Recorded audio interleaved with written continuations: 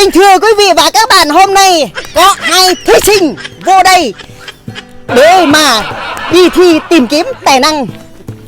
Mời các bạn xem mà hai thí sinh này vô đây để mà tìm kiếm tài năng để hát cho mấy bài cho các bạn nghe. Đó. Hai bạn này mình quay các bạn này để cho các bạn xem hai thí sinh này để mình hỏi thử tên của nó là anh tên gì? Anh tên Brick. Anh tên gì? Anh tên Brick. Tên Brick nha, tên Brick các bạn ơi. Đây là tên Brick. Cái này là anh này là tên gì? Hả? Brick. Tên Brick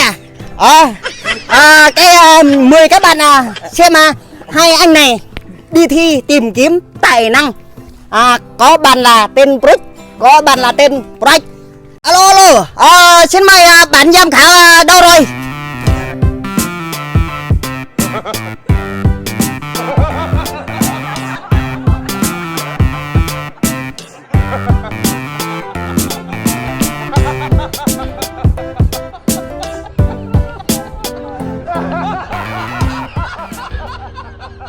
Rồi, xin các bạn hãy coi bạn giám khảo đây giới thiệu cho các bạn nhá.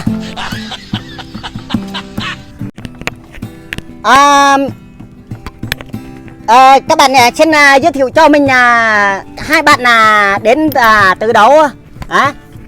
Đến từ đâu? Bạn này? Dạ Bung. Dạ Bung Dạ Bung huyện cái đấy. Huyện Dư Đôn. Huyện Dư Đôn huyện Dư Đôn. Các bạn ơi, là anh bạn này là đến từ Dạ Bung huyện Dư Đôn nè. Mời bạn giới thiệu cho mình nghe nè. Bạn đến từ đâu? Đến từ Dạ Lâu. Dạ Lâu là huyện gì? Huyện Chữ Gụ. Huyện Chữ Gụ Tính gì? Tỉnh Nhà Bích. Tính Nhà Bích bạn này là huyện Chữ Gụ, đến từ Dạ Lâu tỉnh Nhà Bích. Xã gì? Xã Bruch. Xã Bruch nha. Quên rồi, chắc đến nó. Các bạn mời các bạn nghe là mình giới thiệu cho hai bạn này. Bạn này là đến từ Chữ Đôn này. Bạn này là đến từ Chữ Gỗ này. Xã Yêu Quyết này. Tỉnh Chữ Gỗ này. Đó là mấy các bạn xem đây này, hai bạn này này. Vô đây là tìm kiếm tài năng để hát ra cho các bạn nghe. Bài gì là mình không biết. Mời các bạn xem Bây giờ xin mời bạn Brick biểu diễn cho các bạn xem bài gì bạn hát bài gì? Bài Brick. Bây giờ là các bạn xem bạn Brick nó biểu diễn cho các bạn xem. Bây giờ xin mời các bạn cùng lắng nghe bài hát của bạn Brick để hát cho các bạn nghe hôm nay. Yeah. Hai chất diệp của chất khó, hai tàu phỉ của tôi đang hai phang chất của phang lưu.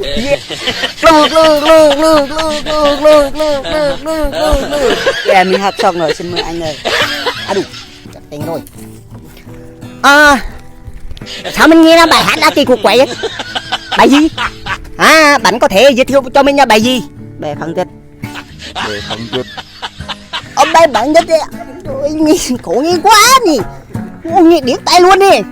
Bấy gì mà bảy bằng đất đi. Các bạn này có nghe không? Bài này mình mới nghe lần đầu này, bảy bằng đất này.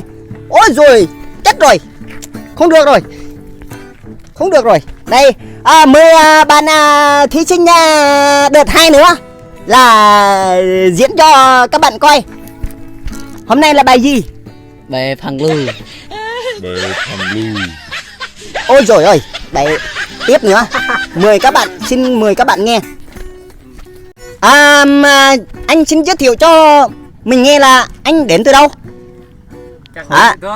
Chữ Đôn đúng rồi. Mời các bạn anh Chữ Đôn diễn cho các bạn cùng nghe bài hát được mang tên là nhắm củi, nhắm rõ, nhắm xấu, nhắm ếch, nhắm eo. Đó.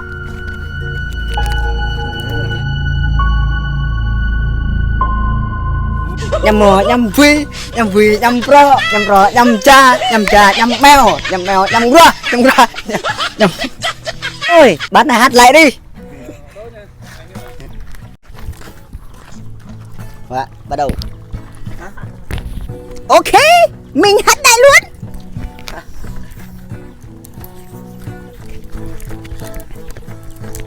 Anh nè, mời anh nè đánh đàn to hơn một tí nữa.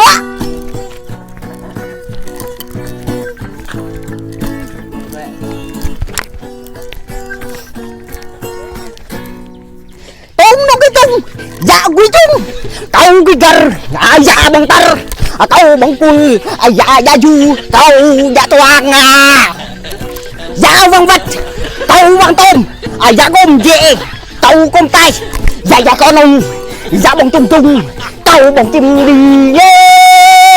Dạ huỳnh câu choang, dạ chẳng có là, dạ nhà có độc, dạ rộng có nuôi, dạ hủy có lê, dạ tay có khinh.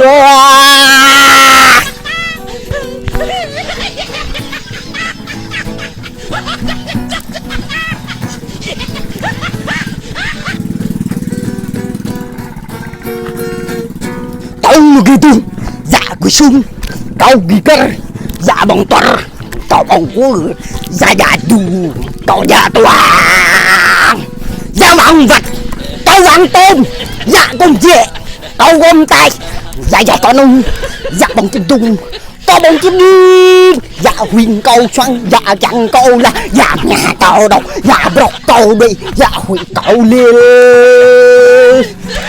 Xin hết, bài của tôi xin hết rồi. Cảm ơn các bạn đã quay. Tôi đây hát rất là hay. Bye bye. Bây giờ mình sẽ giao lại ban giám khảo. Ban giám khảo đâu rồi? Ôi chết rồi. Bây giờ là ban giám khảo đã đến rồi. Các bạn coi cái ban giám khảo đây này, nó sai rồi đó, sai rồi. Mình